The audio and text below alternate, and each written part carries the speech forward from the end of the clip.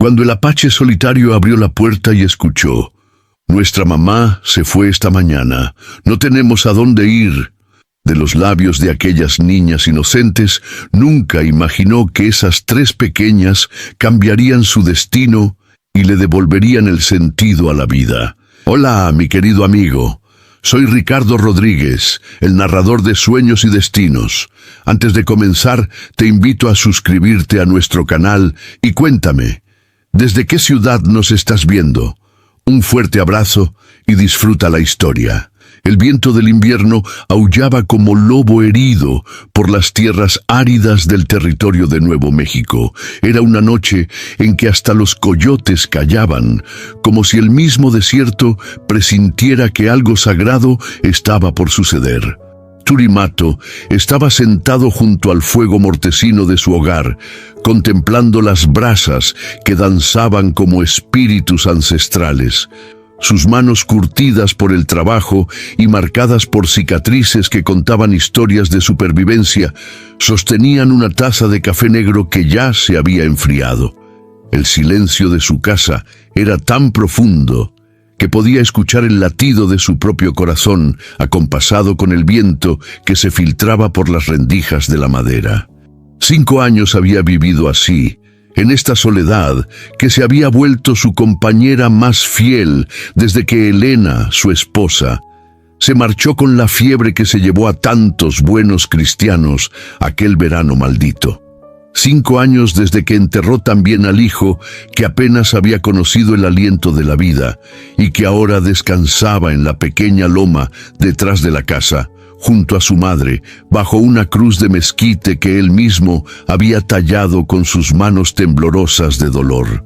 En los pueblos cercanos, la gente lo conocía como el Apache silencioso, el que había perdido más de lo que un hombre debería perder y que aún seguía de pie. Algunos lo respetaban por su fortaleza, otros le temían por su sangre indígena y por esa manera que tenía de mirar, como si pudiera ver más allá de las palabras mentirosas que salían de las bocas de los hombres. 3 golpes secos resonaron en la puerta de madera, cortando el silencio como machete sobre caña. Turi alzó la cabeza frunciendo el ceño. Era tarde para visitas y las tormentas de nieve no invitaban a andar los caminos. Se puso de pie lentamente, su cuerpo alto y nervudo, moviéndose con la cautela del felino que ha aprendido que el peligro puede llegar disfrazado de cualquier manera. Al abrir la puerta, la ráfaga de viento helado le golpeó el rostro como bofetada, pero lo que vio lo dejó sin respiración. 3 figuras pequeñas, envueltas en mantas raídas y temblando como hojas de álamo, lo miraban con ojos enormes que brillaban de fiebre y esperanza desesperada. 3 niñas, ninguna mayor de 12 años, con los labios azules del frío y las mejillas hundidas del hambre. «Señor Mato», dijo la mayor con voz ronca pero firme, «soy Nahilla, ella es Simi y la pequeña es Eloá. Jacinta nos mandó con usted antes de irse con Dios». Turi las observó en silencio, sintiendo como si el tiempo se hubiera detenido. La más alta tenía el pelo negro como ala de cuervo y los ojos verdes que le recordaron dolorosamente a Elena. La del medio, Simi, lo miraba con una intensidad que lo perturbó, como si conociera secretos que él había olvidado.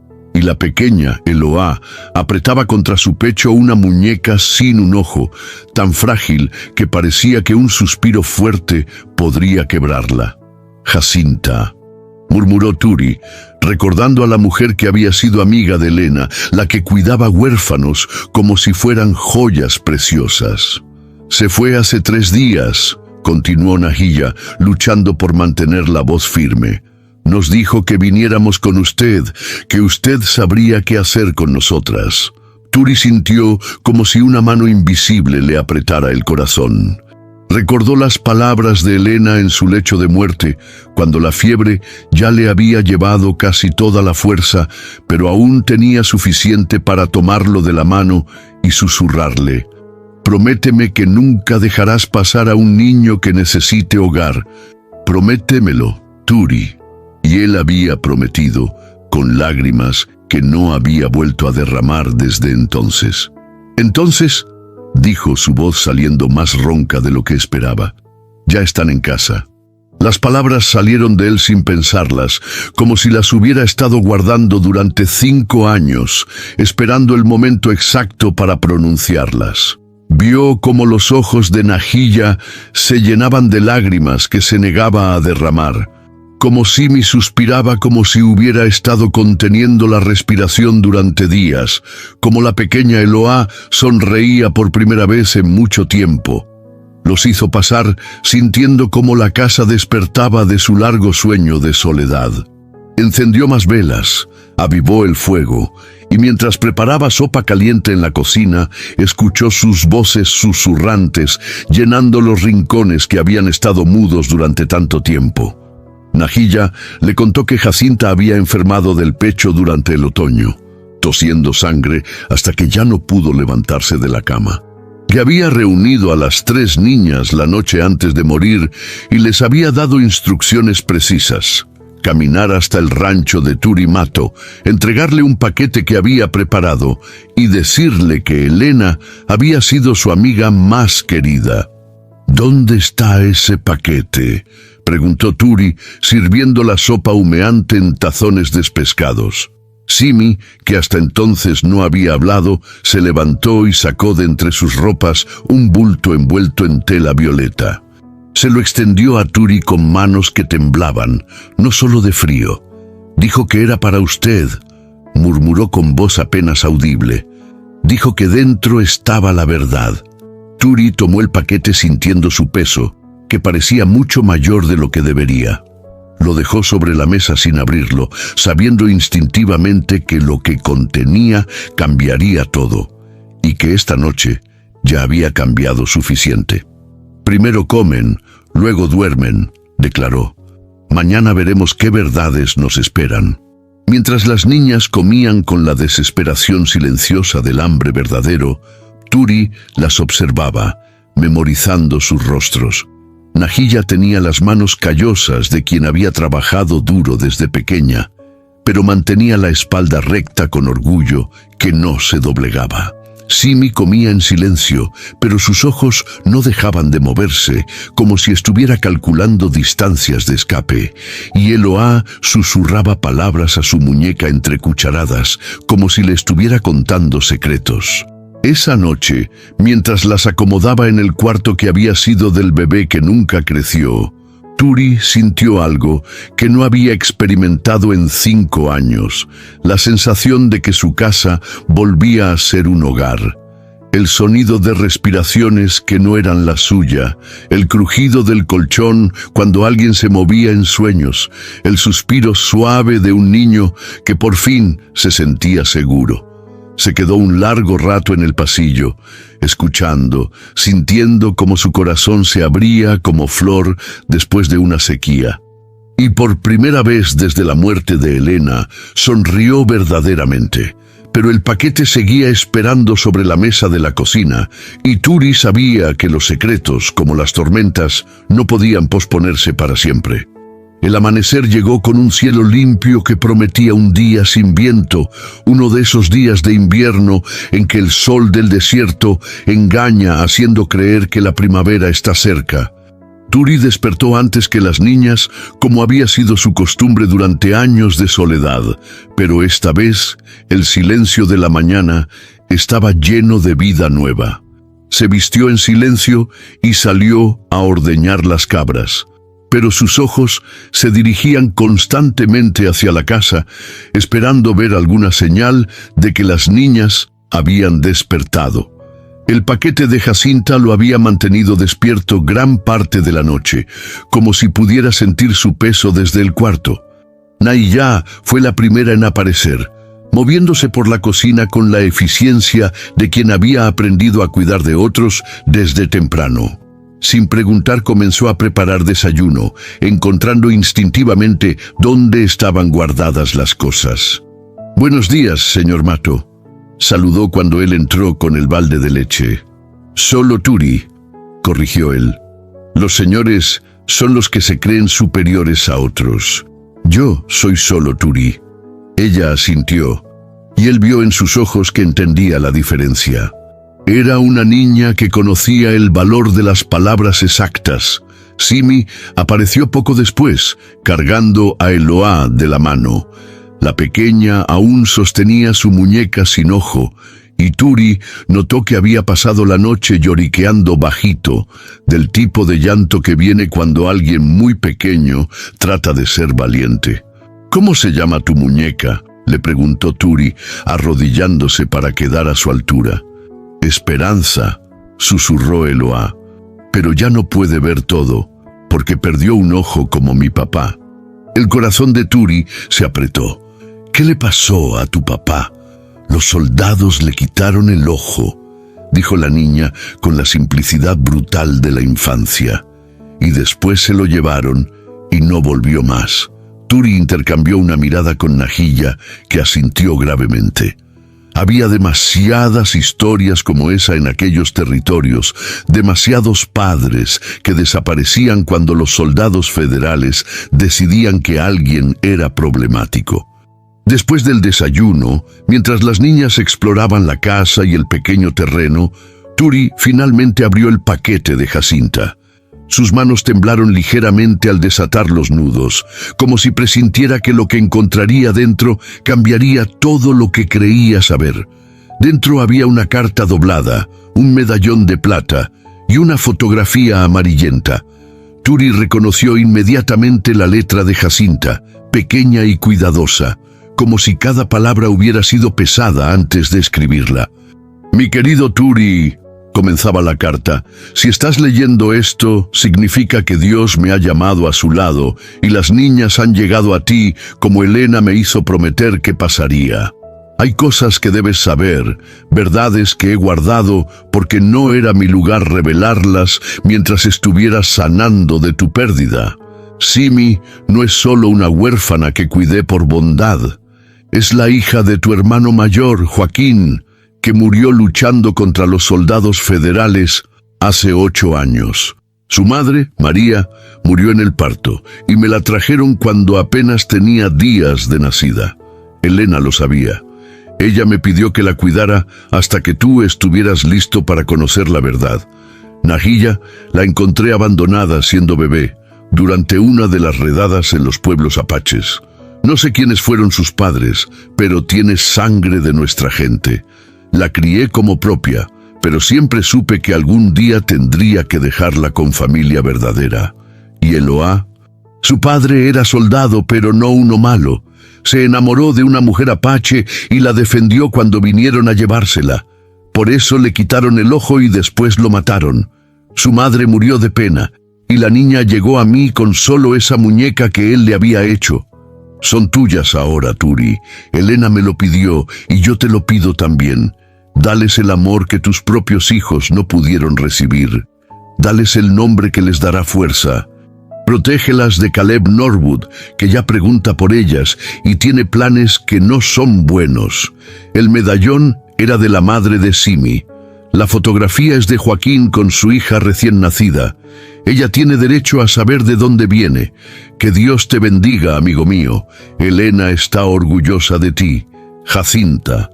Turi sostuvo la carta con manos que temblaban, sintiendo como si el mundo se hubiera reorganizado alrededor de él. Miró la fotografía. Un hombre que se parecía a él sosteniendo un bebé, ambos sonriendo a la cámara con esa felicidad inocente que existe antes de que la vida muestre sus dientes. Joaquín, su hermano mayor, el valiente, el que siempre defendía a los más débiles, el que había muerto luchando por la justicia y que había dejado una hija que Turi no sabía que existía. Se acercó a la ventana y vio a Simi sentada bajo el mezquite, tejiendo algo con hierbas secas que había encontrado. Tenía los mismos ojos serios de Joaquín, la misma manera de fruncir el ceño cuando se concentraba. ¿Cómo no lo había visto antes? ¿Turi? La voz de Nahilla lo sobresaltó. Estaba parada en la puerta de la cocina, observándolo con esa intuición que tenían los niños para saber cuándo los adultos llevaban cargas pesadas. «Nahilla», dijo él, guardando rápidamente la carta. ¿Todo bien? Simi dice que usted se parece a alguien que solía conocer, pero no recuerda quién. Y Eloá pregunta si puede plantar flores para Esperanza, porque dice que las muñecas también necesitan jardín. Turi sintió como si Elena estuviera susurrándole al oído, recordándole que los niños ven verdades que los adultos se empeñan en complicar. Claro que puede plantar flores, dijo. Y Nahilla, hay cosas que necesito contarles a ustedes tres. Pero primero, ¿me ayudas a entender por qué Jacinta se preocupaba por alguien llamado Norwood? El rostro de Nahilla se ensombreció inmediatamente. Caleb Norwood es el comerciante de Peña Brava. Jacinta le debía dinero por medicinas cuando se enfermó. Él no es buena persona. Dice que ayuda a los huérfanos, pero las niñas que se van con él nunca vuelven a escribir cartas. Un frío que no tenía nada que ver con el invierno recorrió la espalda de Turi. Conocía hombres como Norwood.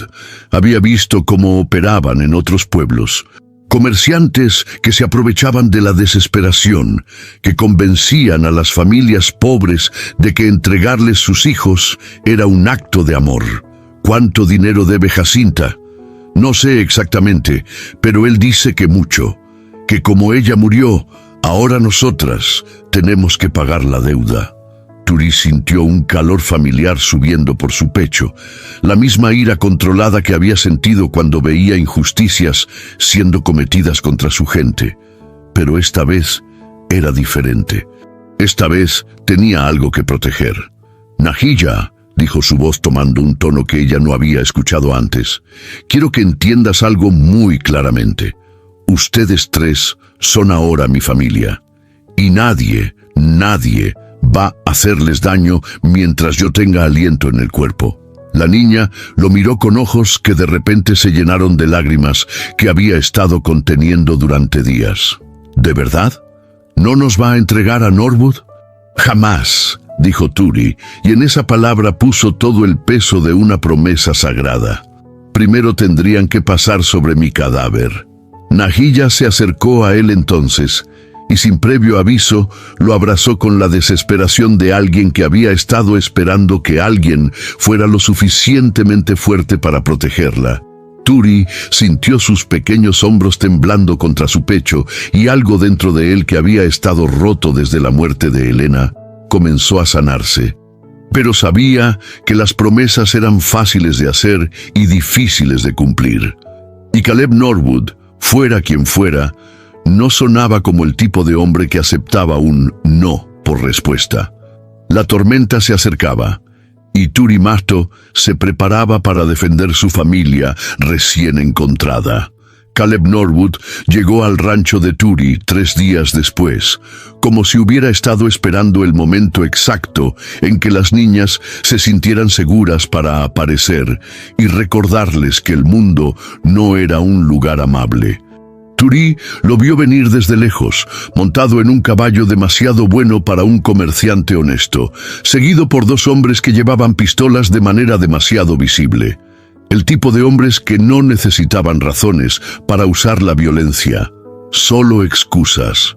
«Niñas, vayan adentro», ordenó Turi, sin quitar los ojos de los jinetes que se acercaban. «Pero, Turi», comenzó Nahilla. «Adentro, ahora, y no salgan hasta que yo las llame». Había algo en su voz que no admitía discusión. Las 3 niñas obedecieron inmediatamente, pero Turi pudo sentir sus ojos observándolo desde la ventana de la cocina.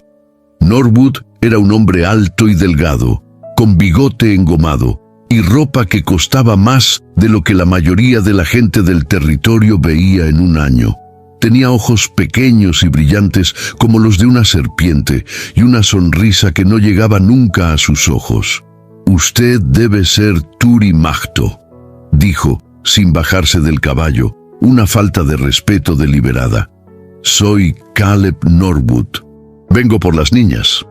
«No hay niñas aquí que le pertenezcan», respondió Turi, manteniéndose de pie con los brazos cruzados. Norwood se rió, un sonido desagradable como el de las rocas cayendo por un precipicio. Me temo que está mal informado, amigo. Jacinta Herrera me debía una suma considerable de dinero. Ahora que está muerta, la deuda pasa a sus pupilas. Vengo a cobrar. ¿Cuánto? $200, más los intereses, y el costo de venir hasta acá a cobrar. Era una suma imposible. Turi sabía que Norwood estaba mintiendo, inflando una deuda que probablemente había sido de unos pocos dólares. Pero también sabía que en territorios como este, la ley dependía más de quién tenía más pistolas que de quién tenía la razón. Las niñas se quedan conmigo, dijo simplemente. ¿Usted tiene $200? Preguntó Norwood, con esa sonrisa de serpiente haciéndose más ancha. Turi no respondió inmediatamente. Tenía algo de dinero ahorrado, las monedas que había ido guardando durante años de trabajo duro y vida austera, pero sabía que Norwood no estaba realmente interesado en el dinero. Le pagaré la deuda real de Jacinta, dijo finalmente, no sus mentiras. La sonrisa de Norwood desapareció como si se la hubieran arrancado de la cara. Cuidado con sus palabras, Apache. En estos territorios, la gente puede tener accidentes. No soy solo Apache, respondió Turi, su voz bajando a un tono peligroso. Y no me asustan los buitres como usted. Uno de los hombres de Norwood hizo ademán de echar mano a su pistola, pero su jefe lo detuvo con un gesto. Norwood era lo suficientemente inteligente para saber que matar a Turi en su propia propiedad sería demasiado obvio, al menos por ahora. «Tiene una semana», dijo Norwood. $200, o vengo por las niñas, y la próxima vez no vendré solo a conversar. Se fueron como habían llegado, levantando una nube de polvo que se posó sobre todo como una promesa de problemas.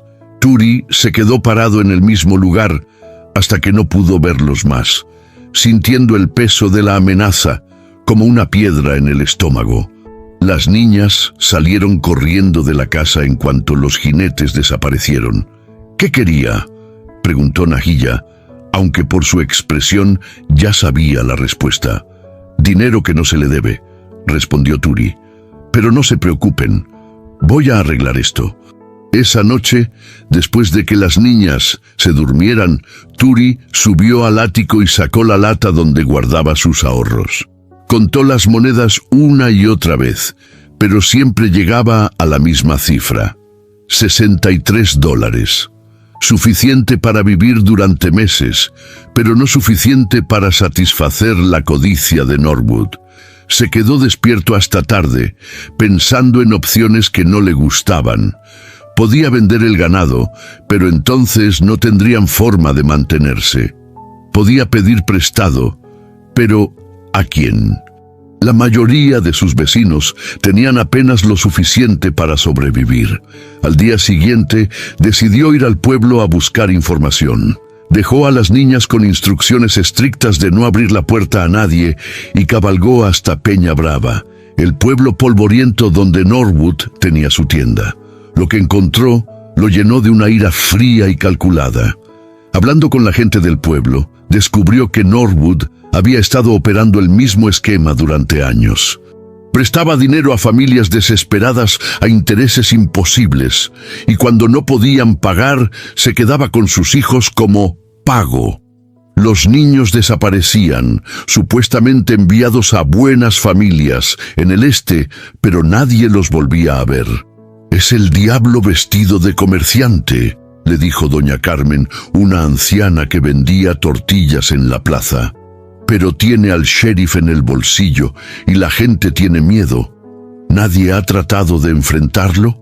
Los que lo intentaron...» Digamos que el desierto es grande y hay muchos lugares donde un hombre puede perderse y no encontrarse nunca. Turi regresó a su rancho con la certeza de que no estaba luchando solo contra la codicia, sino contra algo mucho más oscuro. Pero también regresaba con información valiosa. Había hablado con María Santos, una mujer cuyo hijo había desaparecido en las garras de Norwood 2 años atrás. Ella le había dado nombres de otras familias afectadas y, más importante, le había dicho algo que hizo que su sangre apache despertara. Si quiere luchar contra él, vaya a ver a Beado Sereno. Vive solo junto al arroyo seco, a media jornada hacia el norte. Es viejo pero sabio, y odia a Norwood tanto como cualquiera de nosotros. Esa noche, Turi le contó a las niñas lo que había averiguado, pero no todo. Les dijo que había gente dispuesta a ayudar, pero no les habló de los niños desaparecidos. Eran demasiado pequeñas para cargar con ese tipo de terror. ¿Vamos a tener que irnos?, preguntó Eloá, abrazando su muñeca sin ojo. No, mi niña, respondió Turi, arrodillándose para quedar a su altura. No nos vamos a ir, esta es nuestra casa y nadie nos va a echar. Pero mientras decía esas palabras, ya estaba planeando su visita a Beado Sereno, porque sabía que para proteger a su familia recién encontrada, necesitaría más que determinación. Necesitaría la sabiduría de su gente y quizás, si era necesario, su capacidad para la guerra. El viento del desierto sopló esa noche con más fuerza que nunca, como si llevara consigo los espíritus de todos los que habían luchado en esas tierras antes que él. Y Turi Mahto, descendiente de guerreros, sintió que su sangre despertaba para la batalla. Beado Sereno vivía en un lugar que parecía olvidado por el tiempo, donde el arroyo que una vez corrió abundante, ahora era solo una cicatriz en la tierra, marcada por piedras pulidas y la memoria del agua. Su jacal era pequeño pero sólido, construido con adobe y ramas de mezquite casi invisible entre las rocas rojas que lo rodeaban. Turi llegó al mediodía, cuando el sol del desierto castigaba sin misericordia. El viejo apache estaba sentado bajo un ramada, tejiendo una canasta con manos que se movían como si tuvieran vida propia. No levantó la vista cuando Turi se acercó, pero habló como si hubiera estado esperándolo. El nieto de Águila Gris viene a buscar consejos de guerra, dijo en apache, su voz como viento sobre piedra antigua. Abuelo, respondió Turi en la misma lengua usando el término de respeto. Vengo porque tengo familia que proteger y enemigos que enfrentar. Beado Sereno finalmente levantó la vista. Sus ojos eran como pozos profundos, llenos de sabiduría acumulada durante más años de los que Turi podía contar. Su rostro estaba marcado por líneas que contaban historias de pérdidas, de resistencia, de supervivencia, cuando la supervivencia parecía imposible. Siéntate, hijo de mi pueblo. Cuéntame de estas niñas que has adoptado y de este hombre blanco que las quiere para su maldad. Turi le contó todo. De la llegada de las niñas, del paquete de Jacinta, del descubrimiento de que Simi era su sobrina. Le habló de Norwood y sus amenazas, de los niños desaparecidos, de la corrupción que infectaba el territorio como una enfermedad. Beado Sereno escuchó en silencio, asintiendo ocasionalmente, sus dedos nunca dejando de trabajar en la canasta. Cuando Turi terminó, el anciano guardó silencio durante largo rato, como si estuviera consultando con espíritus que solo él podía ver. Norwood no es solo codicioso, dijo finalmente. Es enfermo del alma. He visto su tipo antes, durante las guerras. Hombres que encuentran placer en el sufrimiento de otros, especialmente de los débiles. ¿Cómo lo detengo, abuelo? Con astucia, no con rabia.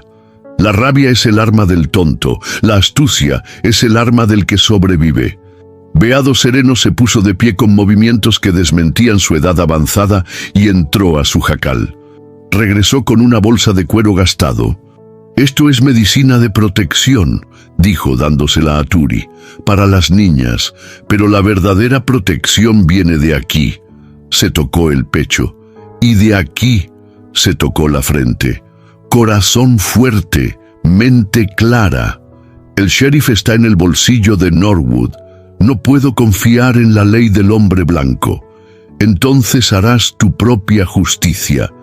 Pero recuerda, nieto, la justicia no es venganza.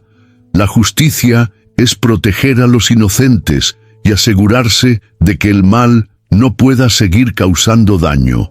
Turi pasó la tarde con el anciano, aprendiendo no solo estrategias, sino algo más profundo.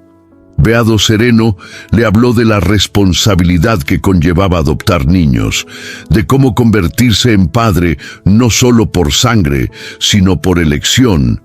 Era uno de los actos más sagrados que un hombre podía realizar. «Elena te está observando», dijo el anciano cuando Turi se preparaba para partir. «Está orgullosa de que finalmente hayas entendido por qué te mantuvo vivo cuando ella se fue». Turi regresó al rancho al atardecer, pero algo había cambiado en su ausencia. Nahía corrió hacia él antes de que pudiera desmontar. «Turi, vinieron hombres, no Norwood, pero hombres que preguntaban por nosotras. Simi los reconoció. Dijeron que iban a volver». El corazón de Turi se aceleró. «¿Qué tipo de hombres?» «Malos», dijo Simi, apareciendo de detrás de la casa con el Eloá de la mano.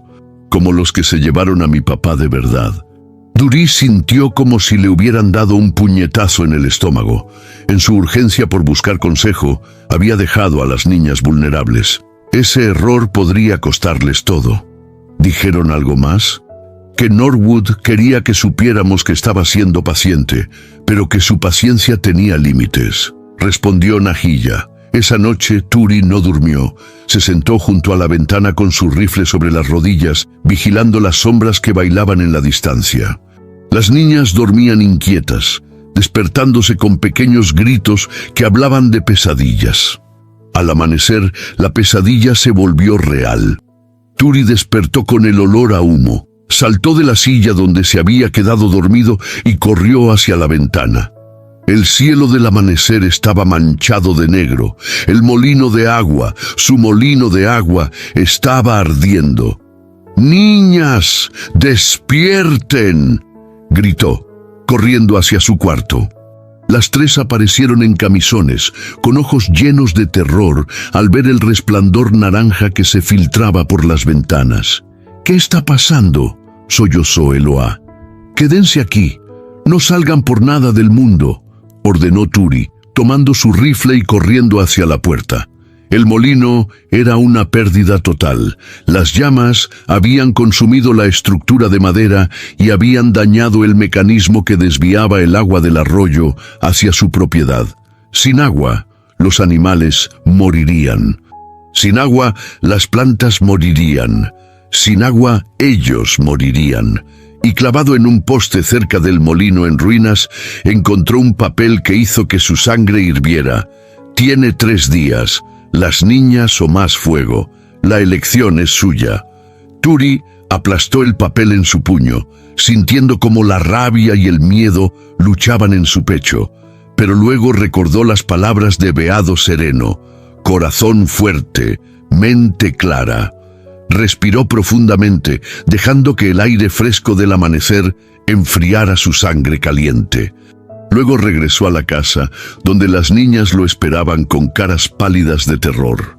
«¿Vamos a morir?», preguntó Eloá con la honestidad brutal de la infancia. Turi se arrodilló frente a las tres, tomando sus manos pequeñas en las suyas, curtidas y fuertes. «No», dijo.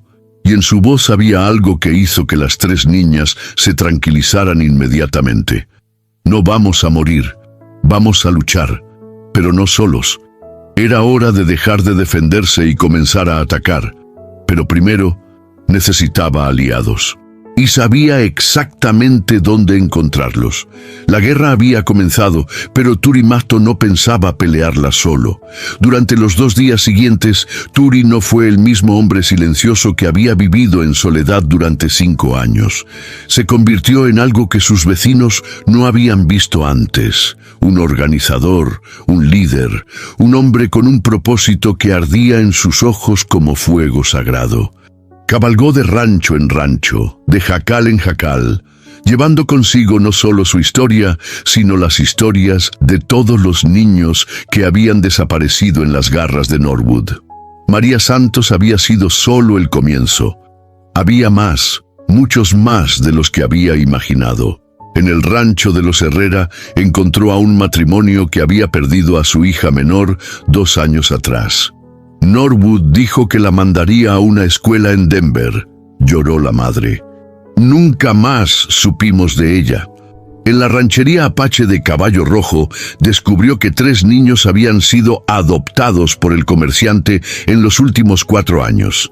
Ninguno había vuelto a casa ni había enviado cartas. En el pueblo mismo de Peña Brava, susurrando en rincones oscuros y patios traseros, encontró a familias que vivían con el terror constante de que sus hijos fueran los siguientes. El sheriff, efectivamente, estaba comprado. Pero había otras personas, gente común con corazones buenos, que estaban hartas de vivir bajo el miedo. ¿Qué podemos hacer?, le preguntó don Esteban, un carpintero cuyo hijo había escapado apenas de las garras de Norwood el año anterior. Somos gente trabajadora, no pistoleros. No necesitamos pistolas, respondió Turi. Necesitamos verdad, y necesitamos estar unidos. La verdad llegó de una fuente inesperada. Elías Campos, uno de los hombres que trabajaba para Norwood, apareció en el rancho de Turi la noche antes del ultimátum. Era joven, no más de 20 años, con ojos que habían visto demasiado para su edad. «Señor Mahto», dijo, quitándose el sombrero nerviosamente, «necesito hablar con usted». «¿Vienes de parte de Norwood?» «No, señor, vengo de parte de mi conciencia». Turi lo dejó entrar, manteniendo el rifle cerca pero no apuntando. Las niñas se asomaron desde su cuarto, curiosas pero obedientes. «Yo he visto lo que Norwood hace con los niños», dijo Elías, su voz temblando. «Los vende, no a familias buenas. Los vende a gente mala, gente que los usa para trabajar en minas, en fábricas, cosas peores». El estómago de Turi se revolvió, pero mantuvo su expresión controlada. «¿Por qué me dices esto?» «Porque mañana viene por las niñas, y porque yo tengo una hermana pequeña, y no podría vivir conmigo mismo si dejo que esto siga pasando. ¿Qué sabes del plan de mañana? Va a traer al sheriff y a 6 hombres armados. Va a decir que usted secuestró a las niñas y que viene a rescatarlas. El sheriff va a arrestarlo por secuestro y Norwood se va a llevar a las niñas por su propia seguridad». Era un plan inteligente, convertir a Turi en el criminal y a Norwood en el héroe. En territorio donde la ley era lo que decía el hombre con más pistolas, funcionaría perfectamente. «¿A qué hora?», preguntó Turi. «Al mediodía, cuando más gente pueda ver el rescate». Turi asintió lentamente. «Elías, ¿estás dispuesto a testificar sobre lo que has visto?» «Si me protege a mí y a mi familia, sí, señor. Te protegeré, te doy mi palabra». Esa noche, después de que Elías se fue, Turi reunió a las niñas en la sala. Era hora de la verdad completa. «Mañana van a venir hombres malos por ustedes», dijo sin rodeos, «pero no van a llevárselas, porque vamos a estar listos». «¿Cómo?», preguntó Najilla. «Con amigos, con familia, con gente que ya está harta de tener miedo». Les explicó el plan que había estado gestando durante 2 días. No era complicado, pero requería coraje de mucha gente, y requería que las niñas confiaran en él completamente. «Simi», dijo volviéndose hacia la niña silenciosa, «hay algo más que necesitas saber». Sacó la fotografía que Jacinta había dejado en el paquete. Se la mostró a Simi, observando cómo sus ojos se abrían gradualmente con reconocimiento. «Este hombre era tu padre. Se llamaba Joaquín Mahto. Era mi hermano mayor. Eso te convierte en mi sobrina de sangre, no solo de corazón». Simi tomó la fotografía con manos temblorosas, tocando el rostro del hombre que se parecía tanto a Turi. «¿Por qué no me lo dijiste antes?»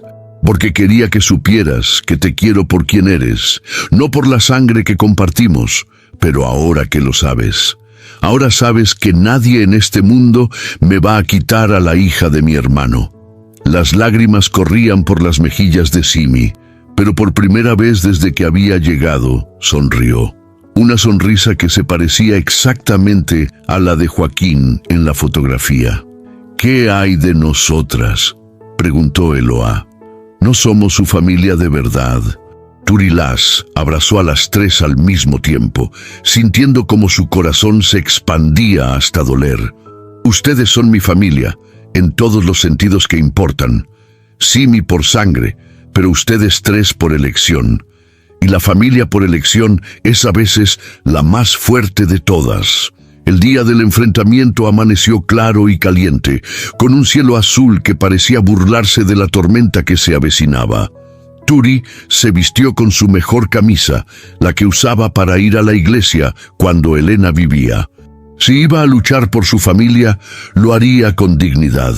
A las 11 de la mañana empezaron a llegar. Don Esteban con su familia, María Santos con sus hijos, los Herrera, familias apaches de la ranchería de Caballo Rojo, vecinos que habían perdido hijos, padres que tenían miedo de perderlos, gente común que había decidido que ya era suficiente. Para cuando Norwood llegó con su comitiva, había más de 30 personas reunidas en el terreno frente al rancho de Turi. Hombres, mujeres, niños, ancianos, apaches, mexicanos, algunos blancos pobres, unidos por algo más fuerte que el miedo, la determinación de proteger a los suyos. Norwood llegó exactamente al mediodía, como había predicho Elías. El sheriff iba a su lado, luciendo incómodo. 6 hombres armados los acompañaban, pero Turi pudo ver en sus caras que no habían esperado encontrar una multitud. «Sheriff Morrison», gritó Norwood desde su caballo. «Ahí está el hombre que secuestró a esas niñas. Arrestélo». Pero el sheriff Morrison miraba la multitud de rostros que lo observaban y por primera vez en años parecía recordar que había sido elegido para servir a la gente, no a un solo hombre. «Caleb», dijo lentamente, «estas personas no parecen pensar que hay un secuestro aquí». Turi se adelantó, las 3 niñas a su lado. Nahilla sostenía su mano derecha, Simi su izquierda, y Eloá cargaba su muñeca sin ojo como un estandarte de batalla. «Sheriff», dijo Turi, su voz lo suficientemente fuerte para que todos pudieran escuchar, «estas son mis hijas, adoptadas legalmente ante Dios y esta comunidad tiene algo que decir sobre los métodos del señor Norwood». Uno por uno, los padres que habían perdido hijos se adelantaron. Contaron sus historias, hablaron de niños desaparecidos, de deudas falsas, de amenazas. Elías Campos se adelantó y testificó sobre lo que había visto en el negocio de Norwood. «Miente», gritó Norwood, pero su voz sonaba menos segura.